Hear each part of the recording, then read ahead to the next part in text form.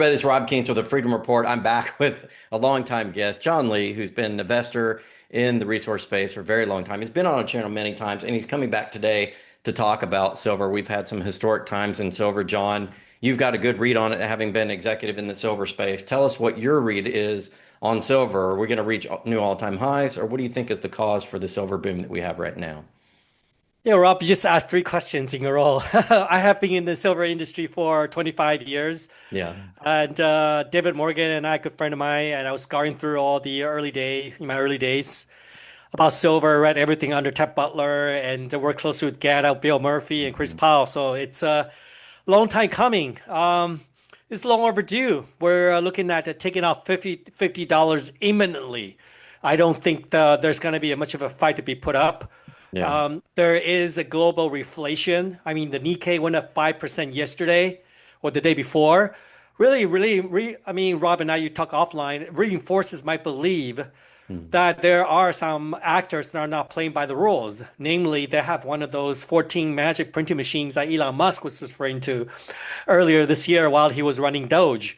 And they are just printing on the, 50, $100 billion on a daily basis to gobble up all the different assets in terms of real estate, S&P, NASDAQ, to the point where they're owning around 80% of the global US equity market. And they're now making a foray into global international markets now, Hmm. starting with the Nikkei, Taiwan, and other markets.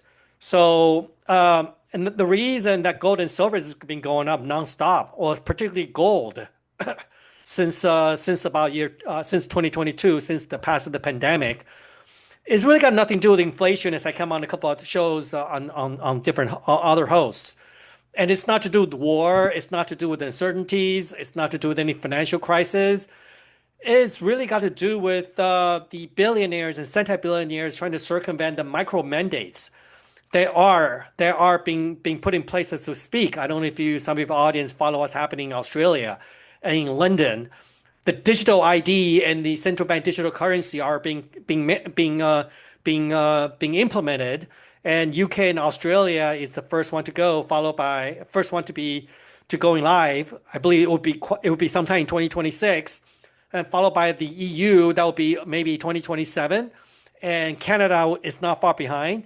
And once the digital currency and the digital ID is rolled out, literally, if you jaywalk, the fine will just be deducted from your digital wallet. There's no repercussions. And if you do three times in a row jaywalking, then you just can't transact anymore. And then there's also the notion of carbon credits to be married to that as part of the social system, and you'll be assigned about 1,000 kilos a year, and coincidentally, that is the amount of carbon you will consume for a trans-Pacific flight from Asia to America. That means that you'll be eating tofu for the rest of the year. So in a way, it's the well-to-do trying to preserve their living standards, because very soon, within the 18 months, it's going to be like Michelin's Club, members only. Even if you have money, you cannot buy steak. They're going to tell you what you can buy, where you can buy, and what you can buy, and they can even put it's called the programmable. So they can put an expiration date. They can tell you what to buy. It's like it's a coupon. It's really a coupon for the peasants, and the kings are playing by a different set of rules. That is the fundamental backdrop that's in place. Now let's talk about gold for a minute, Rob. I There was a very clear cup and handle formation for gold with a neckline to 2000, and the first time was challenged. It was 2012 after the financial crisis, and the bottom of the cup was about 1200. So the gap between the neckline and the bottom of the cup was 800. And that's why when the neckline of 1800 was taken out in early 2022, I have said that the short-term target for gold was 2800, because you literally flip that linear scale $800 to the other side. And then I said that on an optimistic log scale basis, you're looking at around 50% gain from 1200 to say 2000, and then so you tap a double from 1800 times 2 is about 3300.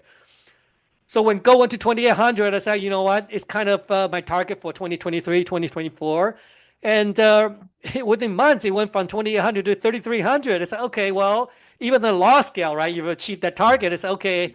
The gold's going to take a breather at 3,300 and in early 2025. I say that that's all she wrote for the rest of the year. And then it stuck there for 6 months. It consolidated and broke out of 3,300. And I was on a show like 6 weeks ago. I say if gold to take out 3,800, then it's going to enter into that parabolic phase. And sure enough, we're at 4,000. So it's very clear to me that the guys are accumulating the physicals and in defiance of all the different matrix and ratios and go to silver ratio, go to oil ratio, go to platinum ratio, go to copper ratio. And they're just accumulating the metals and save it for a rainy day. That digital mandate is coming. And now, Rob, if I can just go to silver quickly, Yep. and I've asked you to pull up that silver chart. It's diff I would have thought that even at $2,000 gold, silver would have taken off $50 already. And the reason I said that was Rob, silver was first time at $50, gold was 800 in 1980, and then the second time silver went to $50 in 2011, 2012, and gold was at 1,500, 1,800. And now gold is at 4,000, yet the silver is still struggling to take off $50. And for two reasons, I think I come on your offline earlier. I talked about it. One is that China was going through what equivalent of U.S. financial crisis in 2011 for U.S. what China is going through in 2020. So that really dampened the speculative interest from Asians in silver. And then the other point is that everybody who wanted to get any silver was waiting for gold to correct, Rob. And I think the epiphany moment came in May of 2025 when the investor realized that gold is never going to go below 3,000, much less than 2,200.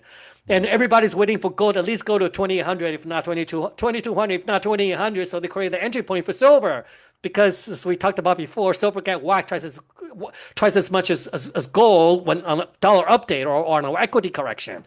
But equity correction didn't come, and gold correction didn't come, and the epiphany moment came in May of about 5 months ago.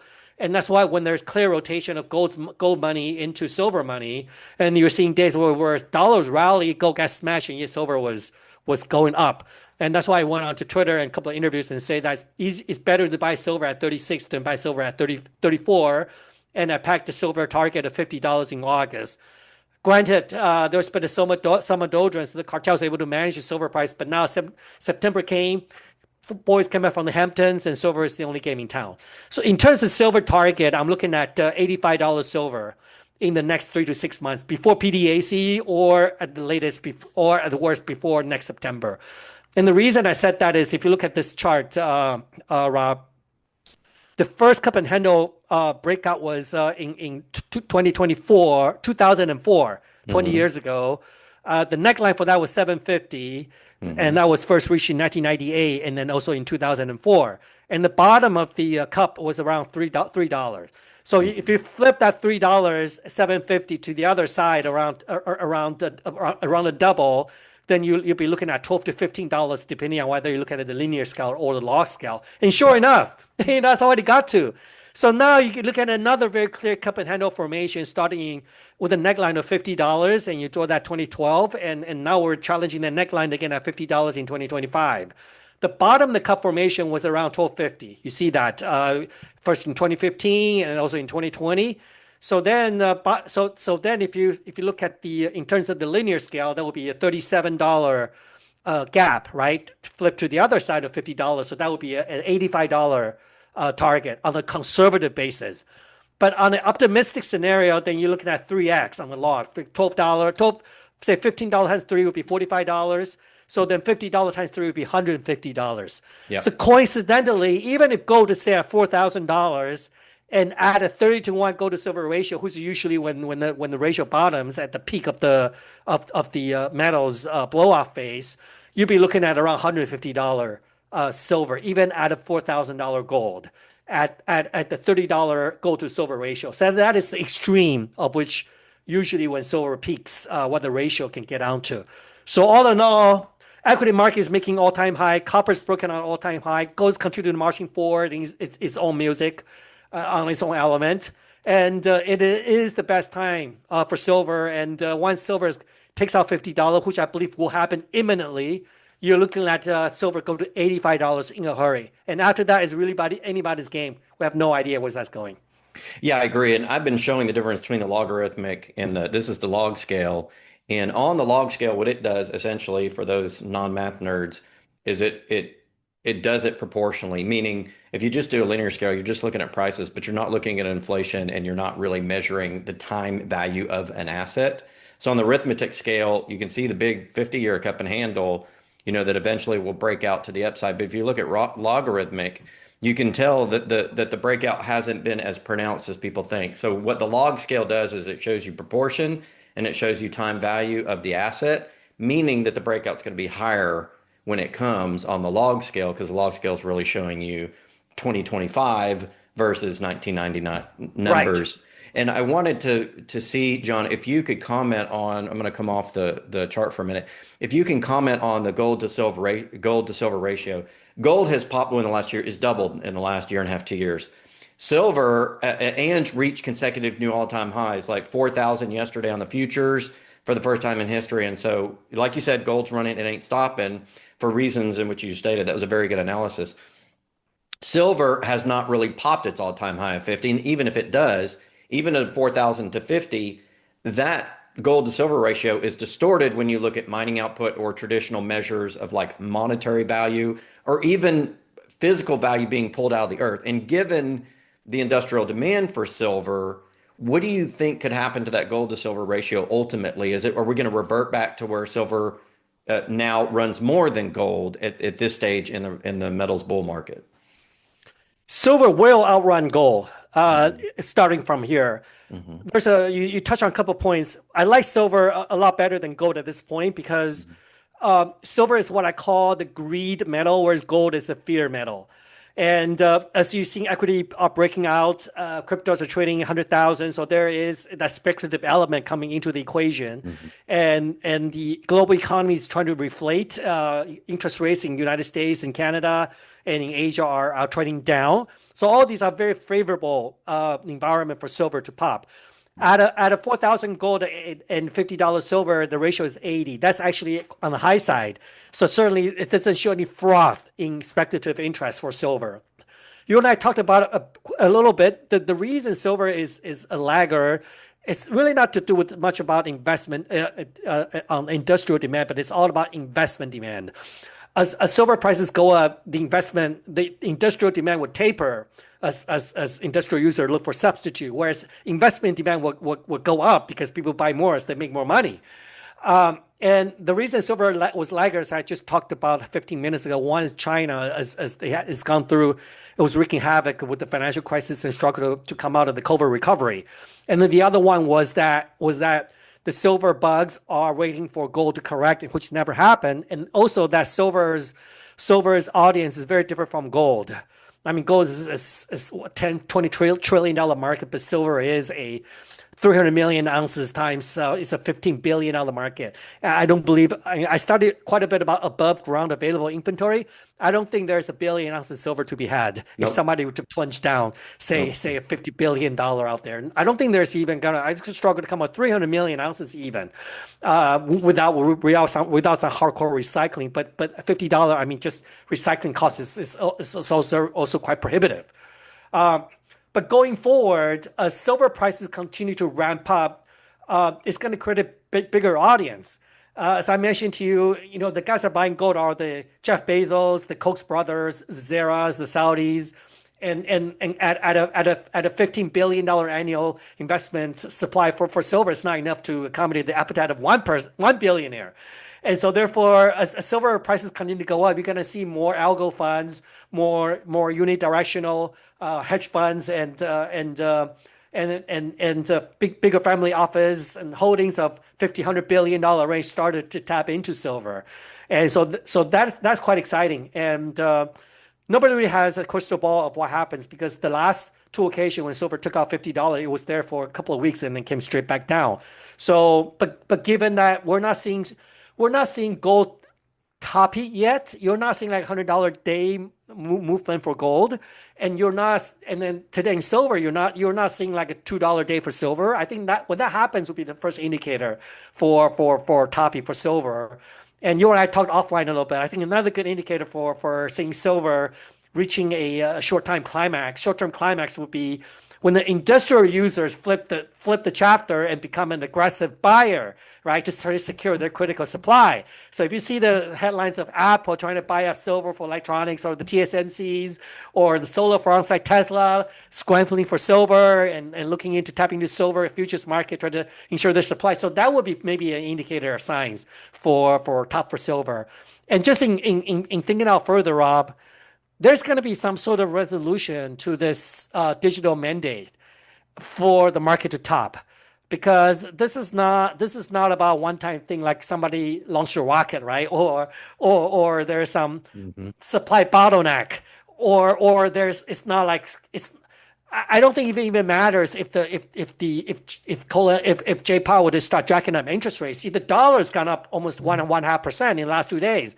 But that didn't, and silver was corrected down to 2%, but yeah, it bounced right back up.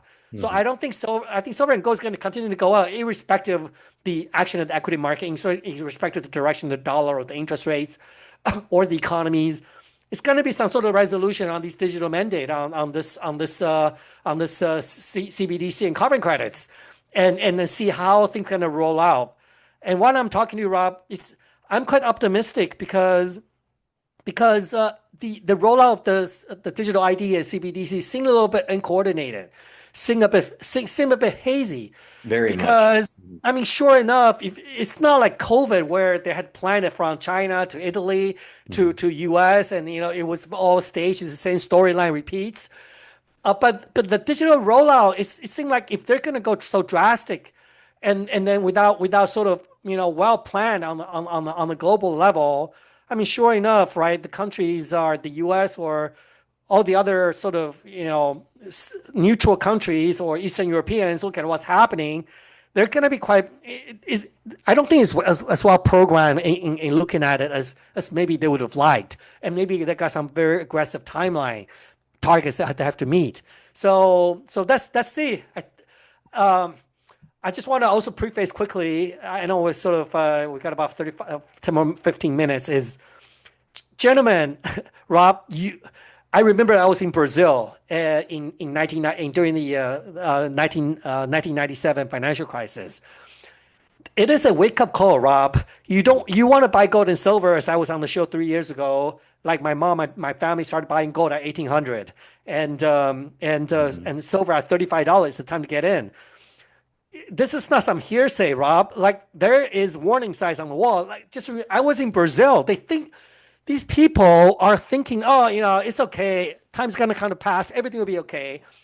Well, what happened then was in Brazil in 1998, there's a lot of people that saved their money in dollar saving in their bank in Brazil or in Argentina.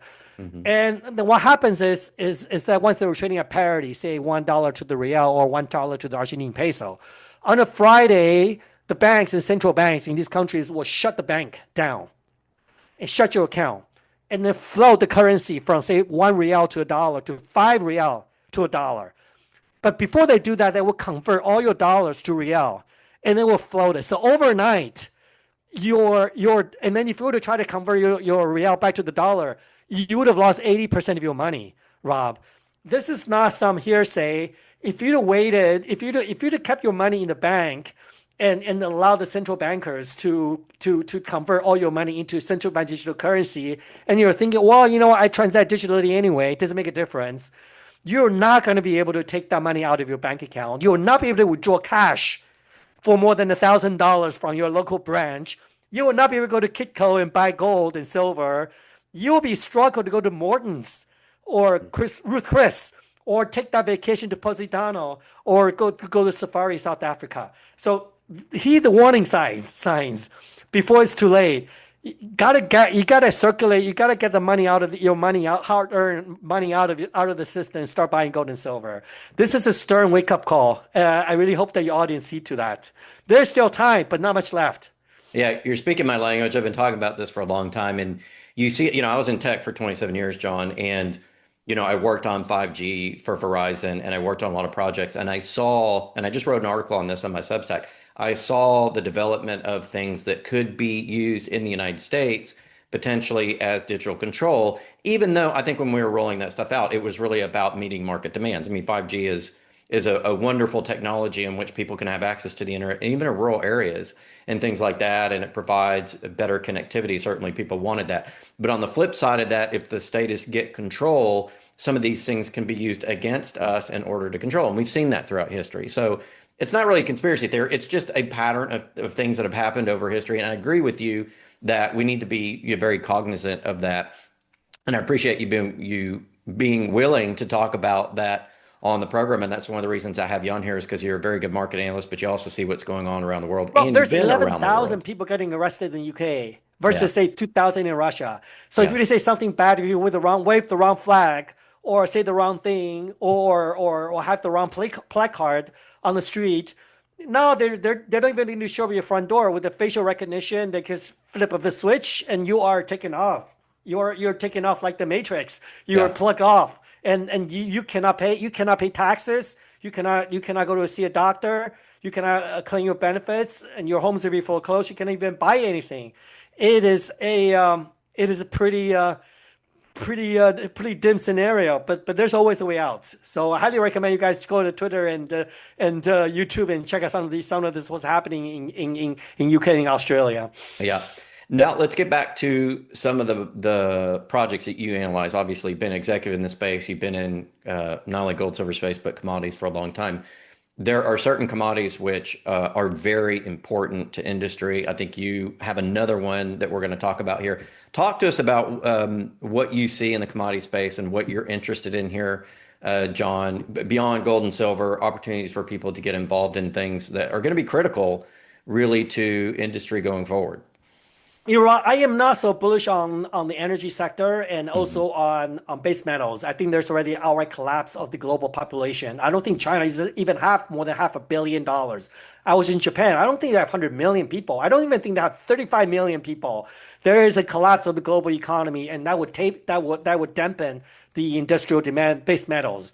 In Yes. terms of energy sector, I'm not bullish. I'm not bullish of oil. I've been saying I'm quite bearish. And if you look at oil from inflationary adjusted basis at $60, like equivalent to $10 oil from the 1970s. And the reason is solar and some of these other innovative technologies really going to lower the cost of energy production in the long run. However, I'm very bullish of some of these critical minerals. As the periodic table, as technology advances, you're going to find some of the uses of these critical minerals that once have forgotten. And so it has an about face. And one of them in particular is is fluorspar, which is fluorine, and something that has been studied in the last 12 months alongside silver. And in short, Rob, it is a very special situation. That's why I come on your show to share with this audience a very exciting story. Fluorspar, is the native form for fluorine.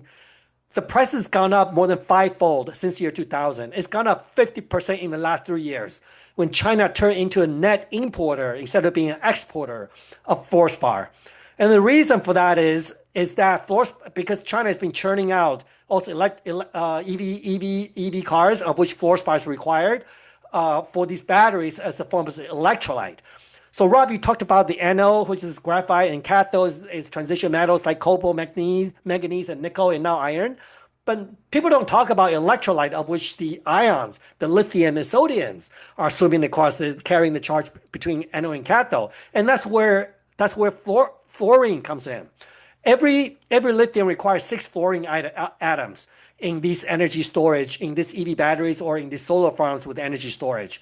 So China's been churning out those electric vehicles, and now China's consuming 7 million tons of fluorspar a year. So China's running out of fluorspar. They got less than 5 years of fluorspar left in their reserves, whereas they have 50 years of fluorspar in rare earth in reserve in China. And United States today consumes about 400,000 tons of fluorspar for EV batteries and also for uranium enrichment. So if you talk about enriching uranium for nuclear power plants or for nuclear submarines or for weaponry, the uranium is enriched through gasifications of the uranium oxide into uranium hexafluoride, and from there, the centrifuge action would then spin out the U-235, which is the fissile uranium for nuclear reaction. So every uranium requires 6 fluorine atoms to gasify and for enrichment. So these two elements account for over half of the fluorine usage. And then there's other like semiconductors, fluxing agent for aluminum and for steel. And what we're looking at, Rob, is very much like rare earth. You know, this MP Materials is $10 billion market cap. The project in California has been recycled twice out of bankruptcy. Now it's $10 billion. All the uranium mining companies, there's about a dozen or so. They're trading at between $500 million to $10 billion range. And yet there's only 2 fluorine fluorspar mining companies listed on North American Stock Exchange, and CleanTech CTV being one of them. And that is the company of which I'm the CEO, of which the company has gone from $3 million market cap to now we're trading at about $30 million. But still a fraction of it could go where it could be, using the lithium companies, the antimony companies, and the uranium companies and rare earth companies as a guide to where it could be. Once the DoD, the DOE, and the U.S. federal government realize the importance and criticality of fluorine in making the world go around, and such a strategic element for all the initiatives that the United States is pursuing.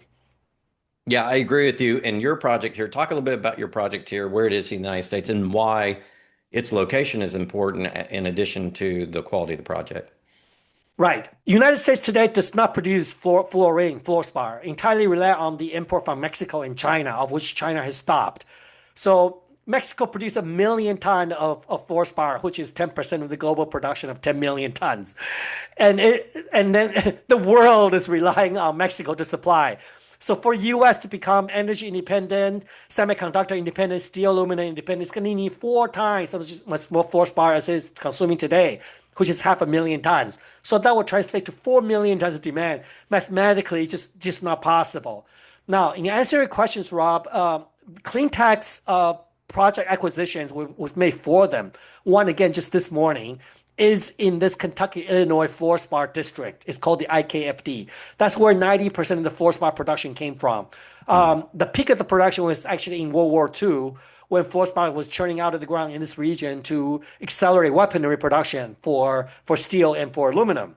Production stopped in the early 90s when China flooded the market. But as I mentioned, the chapter has been turned upside down. And now China is competing with the rest of the world in securing additional fluorspar supplies for themselves. And that's why I believe the wake-up call is going to come very, very soon. When people come knocking on the door of the Mexicans, and Mexicans say, no mas, there's nothing more to give. And this region produced over 30 million tons of fluorspar. Currently, there's no more fluorspar coming out of the region.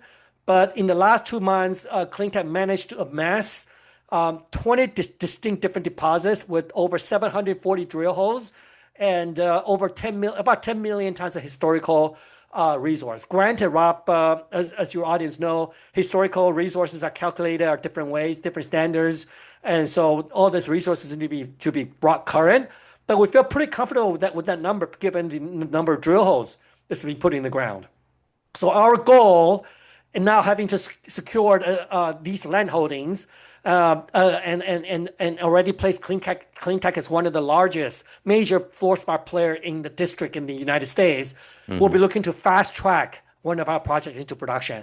So I think the audience and some of our existing shareholders could be looking at a number of news releases to come in the next 6 to 9 months as we laid out the strategies to accelerate the project into production.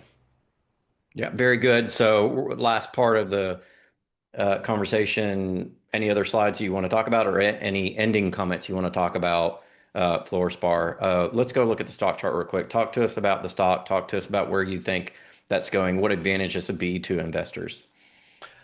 Right, Rob.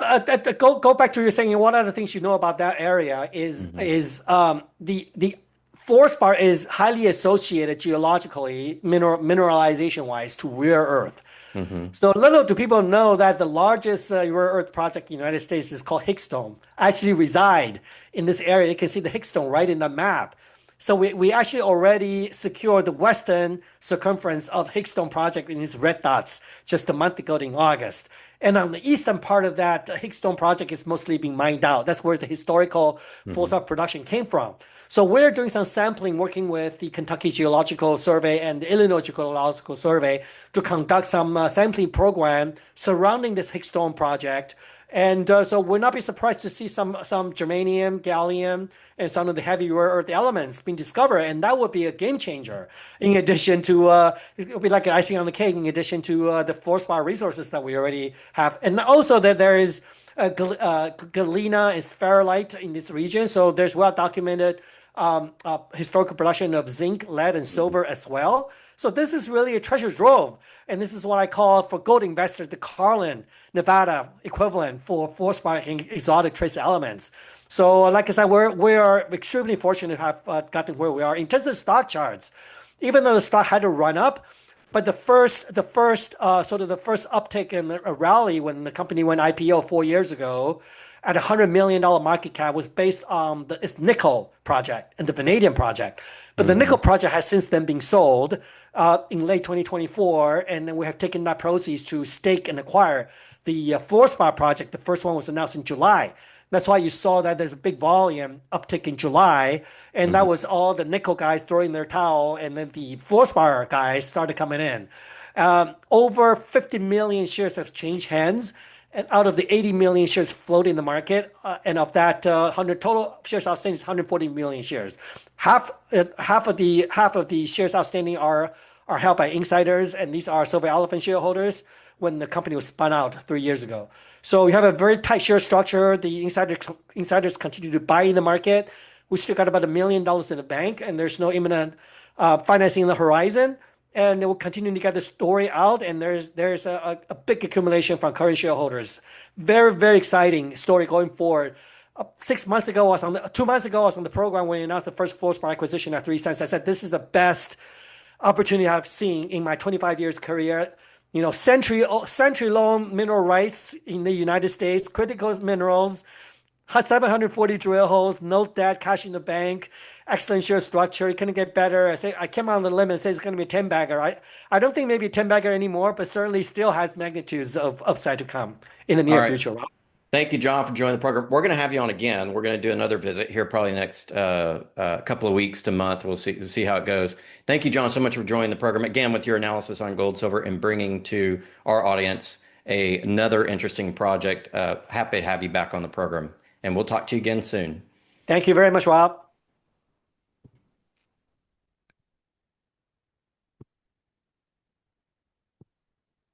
All right, we got it. It's going to stop recording here any minute. Appreciate you, John. I'm going to get this out quick. I'm not going to wait till Monday, so we'll pop it out tomorrow. Yeah, if you put the traded ticker symbol CTV, CTVFF over the OTC